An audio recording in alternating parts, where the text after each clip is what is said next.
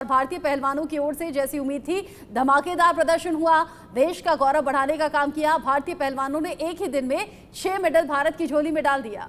और इसी पर बातचीत करने के लिए हमारे साथ स्पोर्ट्स एडवाइजर मनोज जोशी जी इस वक्त हैं। मनोज जी, बड़ा दिन है भारत के लिए जब 7 दिन के लंबे इंतजार के बाद कॉमनवेल्थ गेम्स के 8वें दिन भारतीय पहलवान, पहले तो उनकी तरफ से वैसा ही प्रदर्शन करके दिखाया गया जैसा कि उनसे उम्मीद थी। मनोज जी से हम बात करेंगे, लेकिन मनोज जी आप रहिएगा हमारे साथ दीपक पुनिया इस वक्त जुड़ गए हैं सीधा बर्मिंघम से। उनसे ये जीत का पल बांटना और दर्शकों तक पहुंचाना बेहद जरूरी है। दीपक, बहुत बहुत स्वागत है आपका इंडिया न्यूज पर, और सबसे पहले आपको इस जीत के लिए, शानदार जीत के लिए बहुत बहुत बधाई भी। Thank you madam, thank you. Deepak, ये बताइएगा कि कैसा रहा मुकाबला, और मुकाबला बड़ा अवेटेड मुकाबला था, पाकिस्तानी पहलवान से आपका मुकाबला हो रहा था, कैसे बयान करेंगे?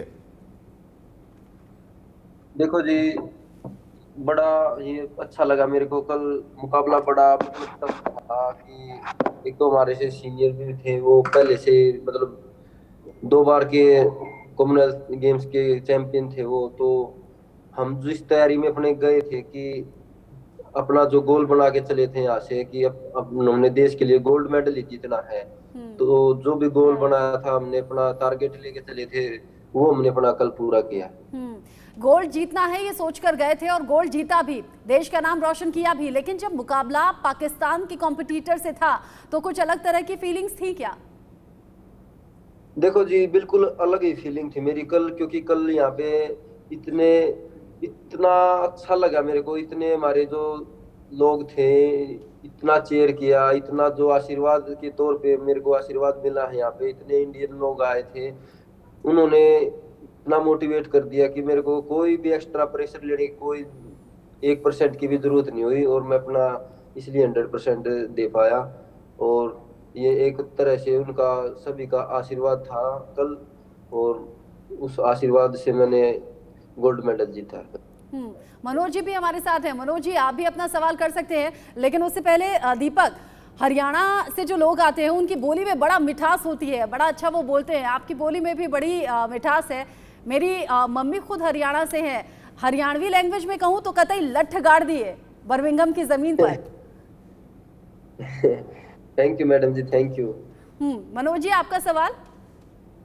दीपक, आपको सबसे पहले तो बहुत बहुत बधाई हो। मेरे आपसे 2 सवाल हैं। पहला सवाल तो यही है कि आपने जिस तरह से न्यूजीलैंड और सेशल्स के पहलवानों को धो डाला, टेक्निकल सुपेरियरिटी के आधार पर कुश्तियां जीती, लेकिन उसके बाद कनाडा का जो पहलवान आपके सामने आया सेमीफाइनल में, वो पैन अमेरिकन चैंपियनशिप का महज एक ब्रॉन्ज मेडलिस्ट था, जबकि आप तो वर्ल्ड जूनियर चैंपियन भी रह चुके हैं, वर्ल्ड चैंपियनशिप के सिल्वर मेडलिस्ट भी रह चुके हैं। तो इतनी ज्यादा आपने सावधानी बरती उनके खिलाफ जो अंकों से आप जीते हैं, क्या आप पर कहीं टोक्यो ओलंपिक में जो आखिरी क्षणों में आप चूक गए थे मेडल, उसका कोई दबाव था?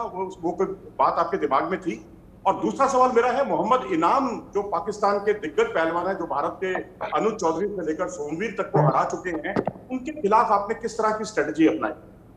सर, आपका मैंने सवाल सुना नहीं, वो एक बार मतलब कॉल आ गया था। पहला सवाल मैं दोहरा देता हूं। पहला सवाल मेरा यही है कि आपने जो न्यूजीलैंड और सेशल्स के पहलवानों को टेक्निकल सुपेरियरिटी के आधार पर हराया, उसके बाद कनाडा के पहलवान जो कि पैन अमेरिकन चैंपियनशिप का ब्रॉन्ज मेडलिस्ट था, जबकि आप वर्ल्ड चैंपियनशिप के सिल्वर मेडलिस्ट हैं, और आपका ओलंपिक में भी बहुत करीब से पदक से आप चूक गए थे। तो क्या ओलंपिक में पदक आखिरी क्षणों में जो आप चूके थे, उसका एक दबाव था आपके ऊपर, जिससे आप बहुत ज्यादा सावधानी के साथ खेल रहे थे कनाडा के पहलवान के खिलाफ?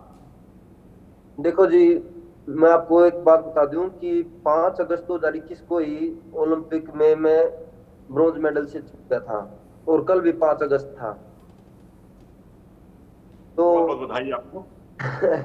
हाँ जी, सबसे पहले तो ये था कि मेरे को मतलब कुछ भी है, गोल्ड लेना है, तो उस हिसाब से मैं अपना मतलब बाउट से पहले ये करके आता था कि अभी ये करना मेरे को, इस तरह से कुछ 30 सेकंड में ये करना है, उसके बाद ये करना है। तो इस तरह से मैं अपनी तैयारी करके और बाउट में अलग अलग तरह से आ रहा था।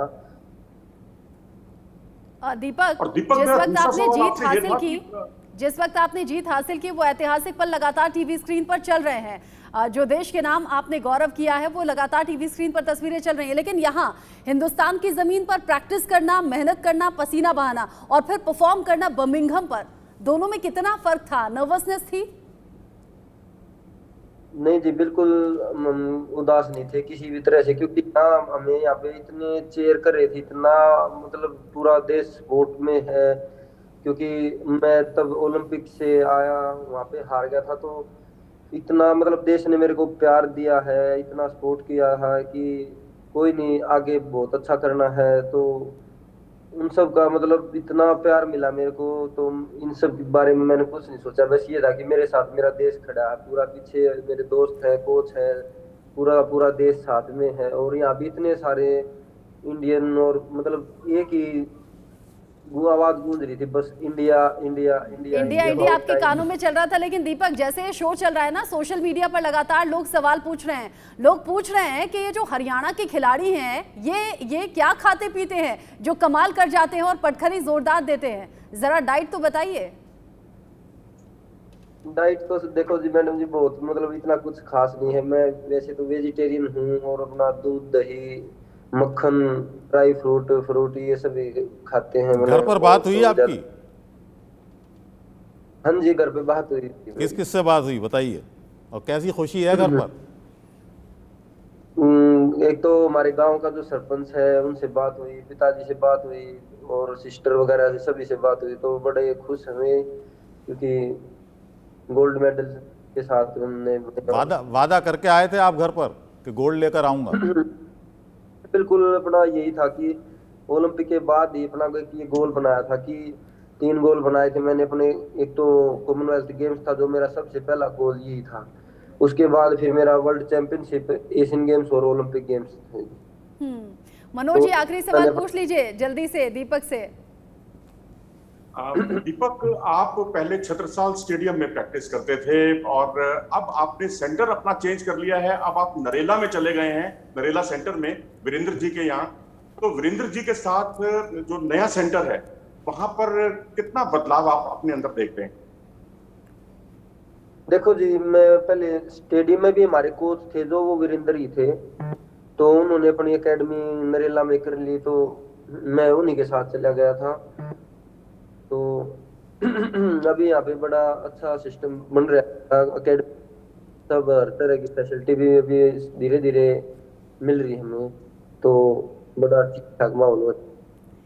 दीपक, इस जीत के लिए बहुत बहुत बधाई। ITV नेटवर्क की तरफ से भी बहुत बहुत शुभकामनाएं। आगे ऐसे ही कमाल करना है और ऐसे ही लठ गाड़ना है।